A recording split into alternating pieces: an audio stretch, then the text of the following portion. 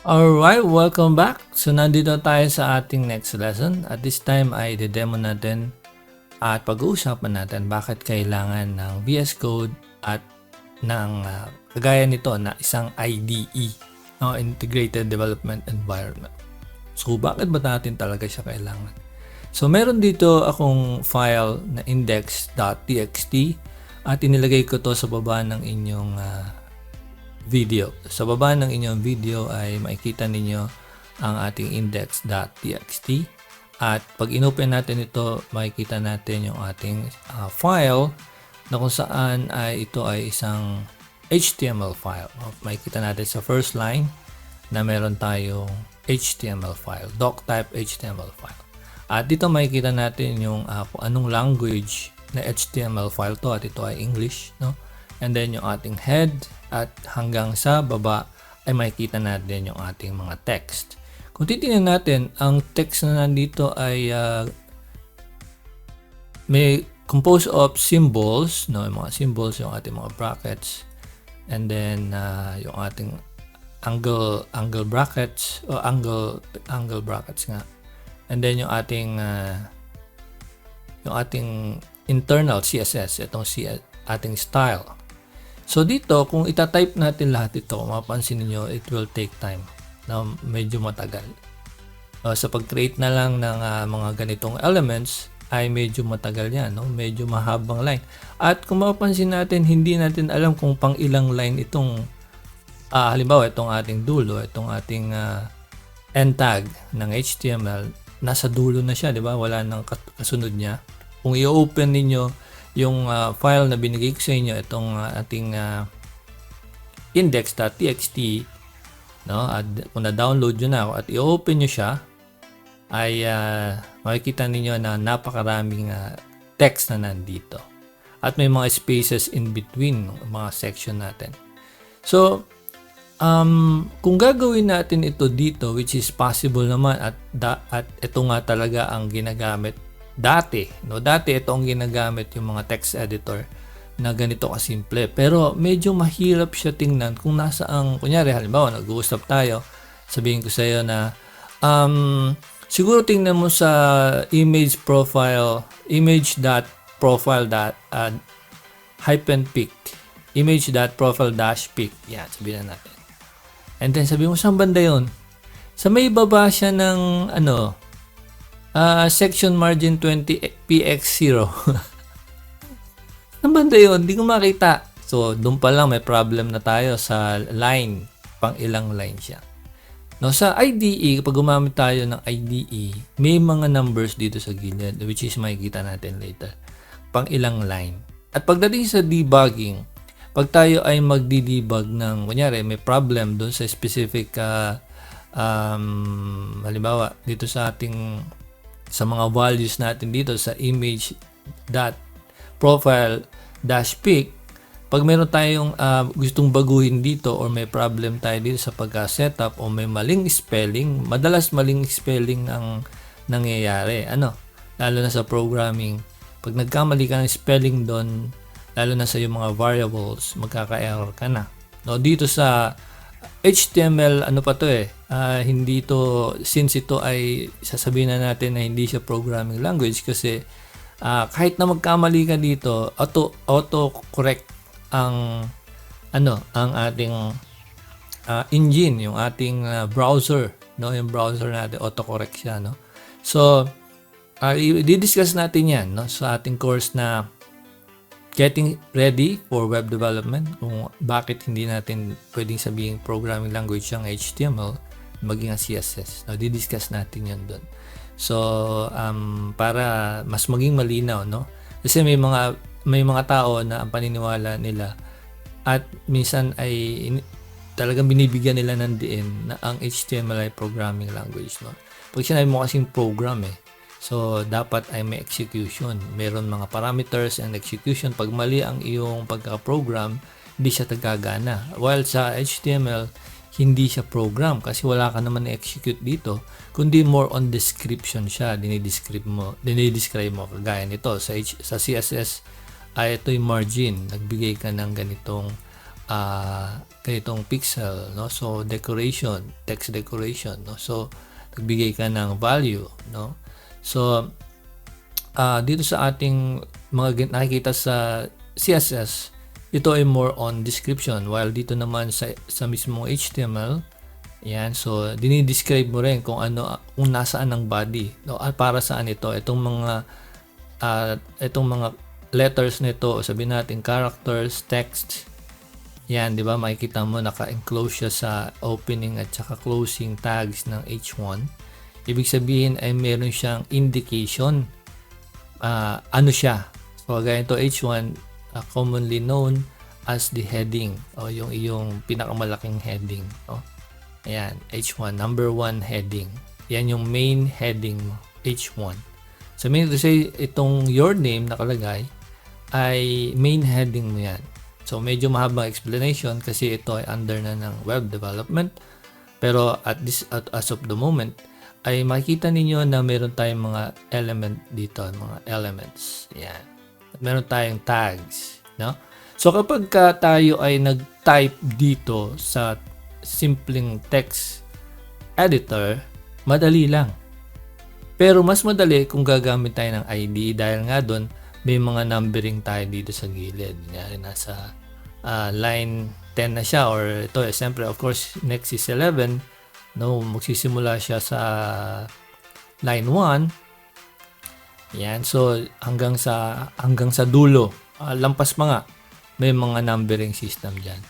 And then ma-identify mo kaagad na mali ang spelling mo. Kunyari yung body mo ay nasobra ng nalagyan mo ng ibang character, no?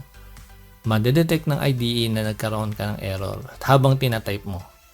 Now, while dito, kahit magkamali-mali ka dito, mali ang gawa mo, walang automatic na magko-correct ng error mo, no? Sa browser lang, pag ni-render mo siya sa browser, doon siya i-correct, pero hindi pa rin niya ipapakita yung gusto mong ipakita kasi may mali nga sa code, no?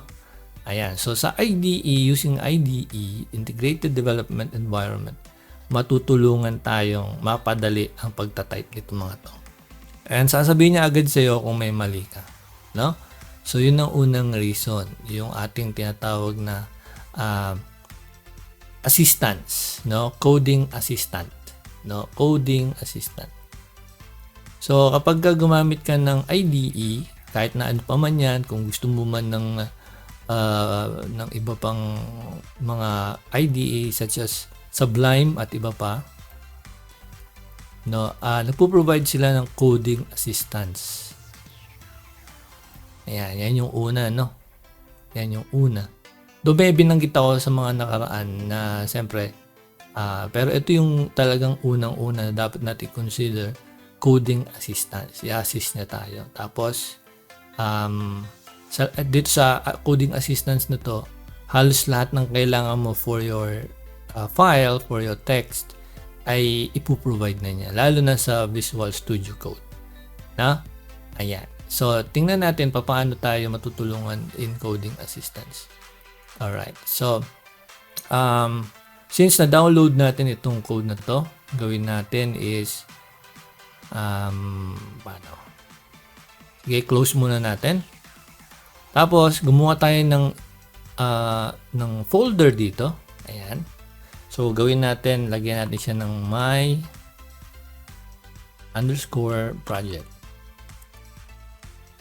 Okay? Tapos, ilagay natin yung index.txt sa loob ng my project. Ang reason ba't nilagay natin siya sa folder, para hindi siya humalo sa ibang mga files, kagaya nito, hello world text, yung ating dinemo last time. And then itong ating my project na bago, no? So sa loob ng my project, pwede natin ilagay lahat dito yung mga kailangan natin for the specific project, no? Kunyari my project 1, my project 2, depende yan sa inyo kung anong gusto niyo, kung ilang project ang gusto niyo gawin at paano niyo sila gagawin, no?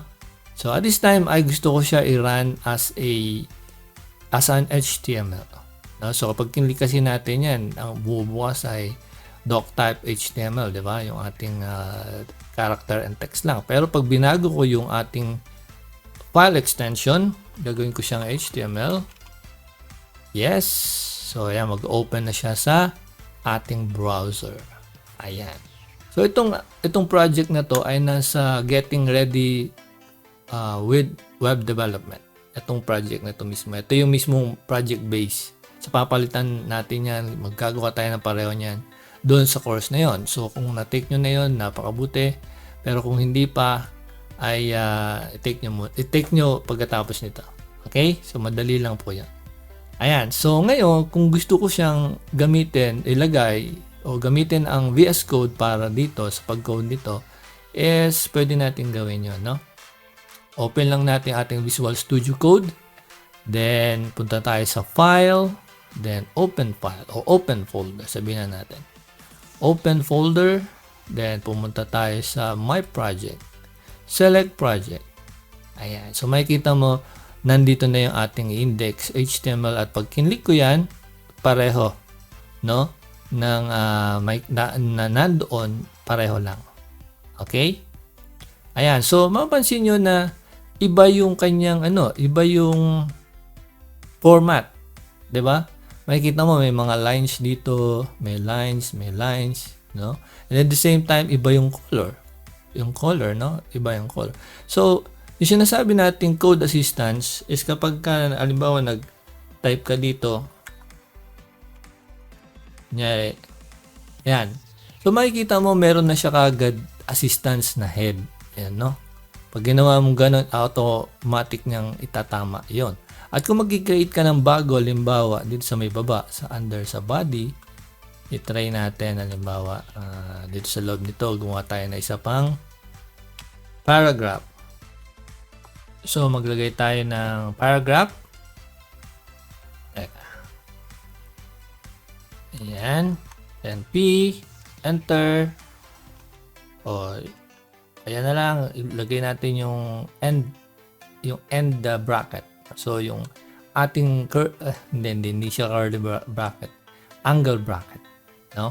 So, paano lumabas yung P is tinapos ko lang yung buong tag. No? So, yan yung ating P, then ating angle bracket. So, automatic lumabas kagad yung ating ending tag. No? So, pwede ka dyan mag-type ng hello world o ano man ang gusto mo ilagay. No? Ayan. So, paano natin siya isi-save? Of course, i-save lang natin. Ipunta lang tayo sa file, then save. At pwede mo ring i-click sa yung keyboard, Control S. Control plus S. Ganun din sa Mac and then sa Linux, meron tayong mga shortcut para sa save. Ayan. So, click ko lang. Then, tingnan natin yung ating output dito. Tingnan natin kung mababasa natin yung hello world. Ito na yung hello world, no? Ngayon, ang i-try natin ngayon is, since na lagay natin yung hello world, i-try natin kung yung itong i-modify natin itong index.html mismo. Kung ano mangyari, no? So, open ko siya with Notepad. So, hanapin nyo yung Notepad sa inyong pag-open with. No, kapag gusto nyo i-open with siya, kagaya na sinabi ko last time, open with. Kung wala dito yung Notepad, is choose another app hanggang sa makita ninyo yung Notepad. Na? Okay. Ayan. So, mapansin niyo pag pumunta tayo sa Hello World, nandito na siya, oh. Diba? At kung titingnan natin sa VS Code, anong line siya? 71. So, kitang-kita mo agad dito sa VS Code, sa IDE, kung saan line ka possible last na naglagay ng bagong code. No? At kung dito sa Notepad ay papalitan ko siya ng halimbawa, Hello Mike. O yung name nyo, lagay nyo, pangalan nyo dyan. Tapos i-save ko siya sa Notepad. Ayan, so dito ay tingnan natin kung ano mangyari. Nabago na din, Hello Mike. No, instantly nabago siya. So in other words, ang ating IDE, itong ating VS Code ay pantulong siya. So code assistance, no? Siya ay yung code assistant. Na pantulong siya sa iyo para mas madali mo makita yung format ng iyong ginagawa at the same time mabilis mo mababasa at hindi lamang para sa iyo kundi para din sa ibang kasama mo. No, yung pangalawang reason kung bakit kailangan natin ng VS Code because of your code body, no? So, pwede natin sabihin na ang VS Code ay yung code body. Pero meron ka pang kasama, no? Yung kasama, halimbawa, nag-work kayo sa isang project, hindi lang ikaw, kumuha ka ng isang team, no? Para mabasa nila ng maayos ang iyong code, tingnan mo naman, kapag dito, ito yung ibibigay mo sa kanila, tiyak, kung marunong sila sa VS Code, ililipat nila to sa VS Code. No? Kukunin nila sa yung original file, na magkikreate sila ng kanilang version, no, ng kanila. Ayan. So, kapag ka meron kang code body, code body, no, yung kasama mo sa team, and then gusto mo pakita sa kanila yung mga ginawa mo mga changes, no, madali mo sa kanilang may papakita ng maayos sapagkat naka-organize sila.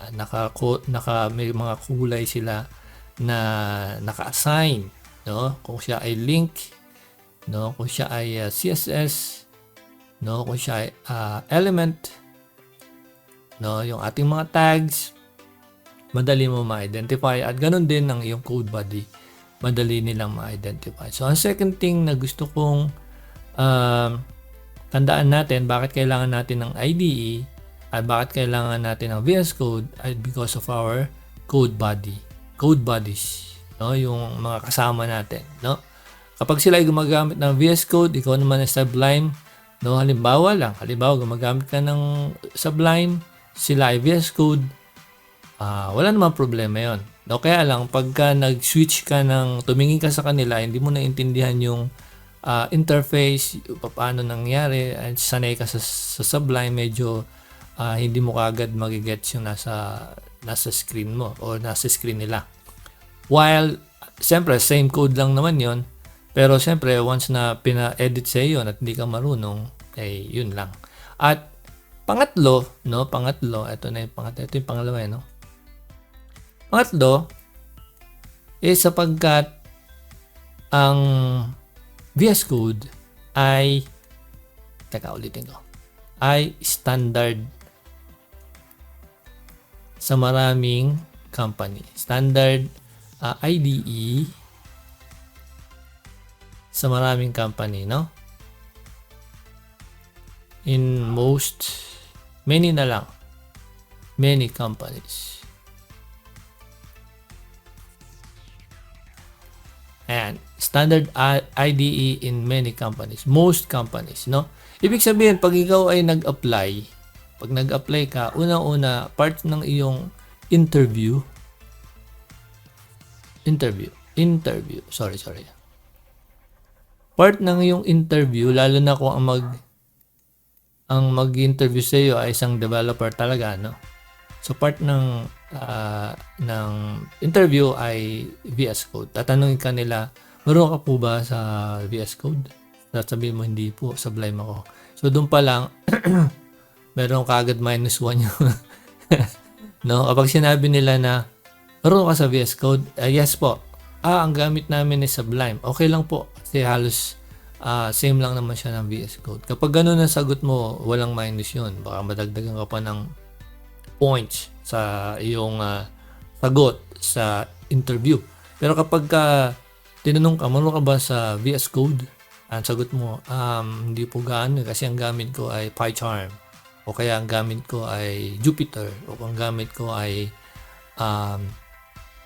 yung Sublime nga. And then meron pang iba yan. Meron pa tayong text editor plus. I think Notepad Notepad plus pala. Notepad plus. And then napakaraming editor, ano? So, pamagitan nito, number 2 na tayo, no? Is may malaki ang chance na ikaw ay ma-hire sa isang company kapag nasagot mo din yung part na yan sa interview about VS Code. Kasi siya ay isa ng standard, no, sa maraming companies. At ganun din kapag ikaw ay gumamit ng halimbawa mga like mga cloud computing, no, like sabihin na natin IBM Cloud, yan. No, yung kanilang mga online IDE ay very similar sa VS Code. No, lalo na siyempre yung ating Microsoft servers, no, yung Microsoft SQL servers, mga Microsoft products o cloud, lahat ng Microsoft product, automatic VS Code yan. That's why, hindi natin sinasabi na fanboy tayo ng VS Code, yung kumbaga die-hard tayo VS Code user, hindi.